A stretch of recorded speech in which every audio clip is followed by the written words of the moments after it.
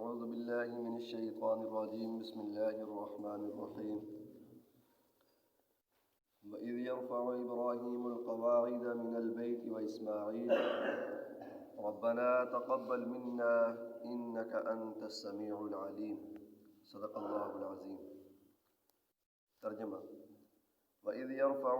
إِبْرَاهِيمُ الْقَوَاعِدَ مِنَ الْبَيْتِ وَإِسْمَاعِيلُ، اور آپ یاد کریں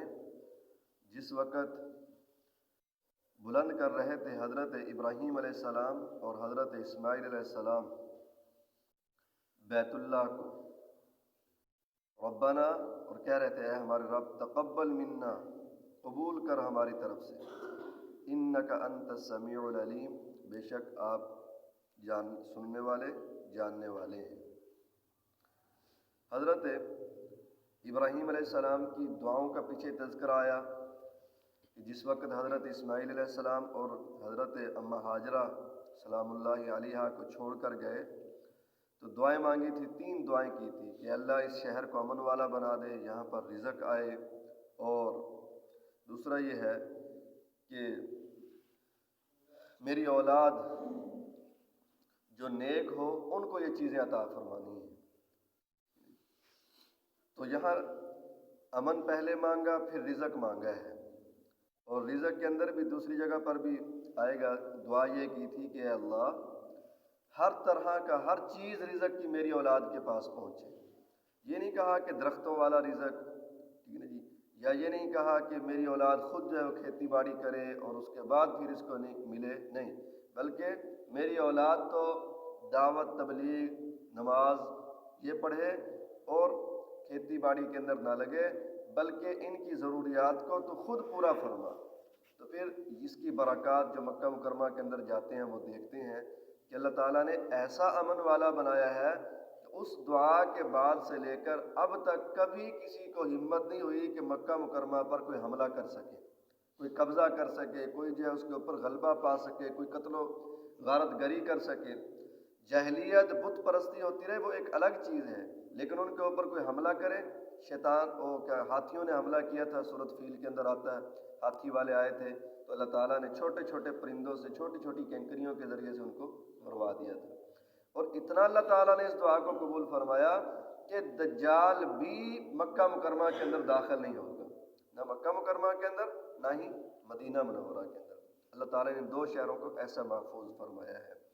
مدینہ منورہ کے لیے میرے اور آپ کے محبوب پیغمبر جناب رسول اللہ صلی اللہ علیہ وسلم نے دعا فرمائی ہے، اللہ تعالیٰ نے ان کی دعا کو بھی قبول فرمایا ہے۔ اور باقی رہا رزق اور ضروریات زندگی، سب وہاں پر ملتی ہیں، ٹھیک ہے نا جی۔ فیکٹریاں وہاں میرا خیال ہے نہیں لگی ہوئی ہوں گی، لیکن کپڑا اعلیٰ سے اعلیٰ قسم کا ملے گا۔ وہاں پر جو ہے وہ کھیتی باڑی نہیں ہوتی، صرف طائف کا تھوڑا سا علاقہ ہے جہاں کھیتی باڑی ہو جاتی ہے، باقی پھل جو ہے اعلیٰ سے اعلیٰ قسم کا ملتے ہیں۔ بعض بزرگ تو یہ فرماتے ہیں کہ بہت سارے پھل باقی دنیا کے اندر بعد میں پہنچتے ہیں، مکہ مکرمہ کے اندر پہلے آ جاتے ہیں،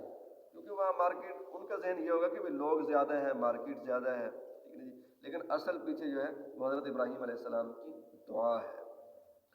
تو یہاں پر اللہ تعالیٰ نے بیت اللہ شریف کی تعمیر کا ذکر کیا ہے، اور تعمیر کے ساتھ بھی ابراہیم علیہ السلام کی دعا کو ذکر کیا ہے۔ فرمایا کہ ابراہیم اور اسماعیل بیت اللہ کی جو ہے عمارت کو بلند کر رہے تھے۔ قواعد، قاعدہ سے اور قاعدہ کہا جاتا ہے کہ اینٹ، گارے یا پتھر جو ہے وہ سیمنٹ کے ساتھ ایک دوسرے کے اوپر پتھر رکھنا، جیسے ہمارے یہاں اینٹیں رکھی جاتی ہیں، تو یہ رکھنے والے کو قائد کہا جاتا ہے، یعنی یہ رکھنے والا، یا اپنے ہاں مستری کہہ دیتے ہیں، ٹھیک ہے جی۔ تو حضرت ابراہیم علیہ السلام مستری کا کام کر رہے تھے، اور حضرت اسماعیل علیہ السلام مزدور کا کام کر رہے تھے۔ اور اس وقت حضرت اسماعیل علیہ السلام کی عمر کتنی تھی؟ تفسیر میں لکھا ہوتا 14 سال کی عمر تھی۔ 14 سال کی عمر کا بچہ اور اپنے باپ کے ساتھ بیت اللہ کی تعمیر کے اندر لگا ہوا ہے، ٹھیک ہے۔ تو یہ نبی کا بیٹا تھا، نبی کی تربیت تھی، اور آنے والے وقت میں اللہ تعالیٰ نے اس کو نبی بنانا تھا، اس لیے اللہ تعالیٰ نے اتنے اعلیٰ قسم کے اوصاف حضرت اسماعیل علیہ السلام کو عطا فرمائے۔ اور باقی بھئی بیت اللہ شریف کی جو تعمیر ہے یہ سب سے پہلے حضرت آدم علیہ السلام نے کی، احادیث کے مطابق، پھر اس کے بعد حضرت نوح علیہ السلام کے زمانے کے اندر طوفان آیا، بیت اللہ کی عمارت بھی ختم ہو گئی، وہاں ایک چھوٹا سا ٹیلہ رہ گیا تھا۔ پھر حضرت ابراہیم علیہ السلام آئے تو ایک تفسیر میں لکھا ہوا تھا کہ اللہ تعالیٰ نے اس جگہ پر بادل سے سایہ کر دی، جو بیت اللہ کی جو ہے وہ بنیاد تھی اس جگہ پر۔ اور ایک میں یہ ہے کہ حضرت جبرائیل علیہ السلام نے پر مارا اور وہاں سے مٹی جب ایک طرف ہو گئی اور اس کی بنیادیں جو ہیں وہ نکل آئیں، وہاں سے حضرت ابراہیم علیہ السلام نے آگے اوپر جو ہے وہ بیت اللہ کی تعمیر فرمائی۔ دوسرے نمبر پر حضرت ابراہیم علیہ السلام نے تعمیر کی، اور پھر حضور علیہ الصلوۃ والسلام کے جد امجد قصی بن کلاب نے تعمیر کی بیت اللہ شریف کی۔ اور پھر حضور علیہ الصلوۃ والسلام کی جب عمر 35 سال تھی، اس وقت جو ہے قریش اور دوسرے قبیلے والوں نے مل کر کہا کہ بھی بیت اللہ کی تعمیر یا یہ پرانی ہو گئی ہے، وہ سیدھا ہو گئی ہے، نئی تعمیر کی جائے۔ اس کے اندر شرط یہ رکھی گئی تھی کہ وہ بالکل حلال کا مال لگانا ہے، جوئے کا، سود کا، شراب کا، سٹے بازی کا، کسی سے ڈاکہ مارا ہوا ہو، کسی سے کچھ چھینا ہوا ہو، تو ایسا مال نہیں لگانا، بالکل پاک صاف مال لگانا ہے۔ اب وہ چندہ اکٹھا کیا، چندہ اکٹھا کرنے کے بعد وہ چندہ کم پڑ گیا، تھوڑا تھا، اس کے اوپر خرچہ زیادہ آتا تھا۔ انہوں نے کیا کہ وہ تھوڑا سا تقریباً جو ہے 11 فٹ جگہ، یہ بیت اللہ شریف جو ہے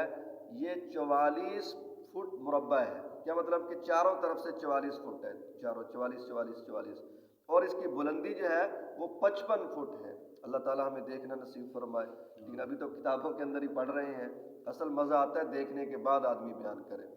تو 55 فٹ جو ہے اس کی بلندی ہے۔ اب جب انہوں نے یہ چندہ کیا تو جگہ جو ہے وہ پیسے تھوڑے تھے، انہوں نے کیا کیا، جدھر حجر اسود پڑا ہوا ہے یا حتیم ہے وہاں سے 11 فٹ جگہ کو چھوڑ دیا، یعنی اندر کر دیا۔ تو اب وہ جو حجر اسود والی جگہ ہے وہ 44 نہیں رہ گئی، بلکہ میرا خیال ہے کہ 33 فٹ یا 31 فٹ جو ہے لکھا ہوا تھا کہ باقی بچتی ہے۔ اب وجہ تو بنی چندہ، لیکن تفسیر میں بڑا ایک نقطہ لکھا ہوا تھا کہ اللہ تعالیٰ بڑے حکیم ہے اور بڑے جو ہے جواد ہیں، تو اللہ تعالیٰ نے ان سے لگتا ہے کہ جگہ خود چھڑوا دی ہے کہ جس کا بھی دل چاہے کعبہ کے اندر نماز پڑھنے کو، ہر آدمی کے لیے تو کعبہ نہیں کھولیں گے نا، بڑے بادشاہوں کے لیے کھلے گا، سرداروں کے لیے کھلے گا، آپ اور ہمارے جیسے غریبوں کے لیے تو بیت اللہ کا دروازہ نہیں کھلنا تھا۔ اللہ تعالیٰ نے جگہ چھڑوا دیا ہے کہ جس کا یہ دل کرے کہ بیت اللہ کے اندر میں نماز پڑھوں، وہ حتیم کے پاس نماز پڑھ لے، گویا کہ وہ بیت اللہ کے اندر ہی نماز پڑھ رہا ہے، کیونکہ اصل تو اس کی 44 فٹ جگہ تھی نا، تو وہ جگہ عمارت آگے ہو گئی ہے، باقی اس کی جگہ بچ گئی ہے۔ تو پھر اسی کے اندر وہ حضرت حضور علیہ الصلوۃ والسلام کے زمانے کے اندر حجر اسود رکھنے کا واقعہ پیش آیا تھا کہ لڑائی ہو رہی تھی، تو حضور نے فیصلہ فرمایا تھا، ٹھیک ہے، مشہور ہے، سنتے رہتے ہیں ہم، اسکولوں کی کتابوں کے اندر بھی پڑھتے رہتے ہیں۔ تو وہ تعمیر اس نے کی تھی۔ اس کے بعد عبداللہ بن زبیر رضی اللہ تعالیٰ عنہ کا تقریباً 9 سال انہوں نے حکومت کی ہے مکہ، مدینہ، طائف، ان 3 شہروں کے اندر۔ تو حضرت عبداللہ بن زبیر نے وہاں پر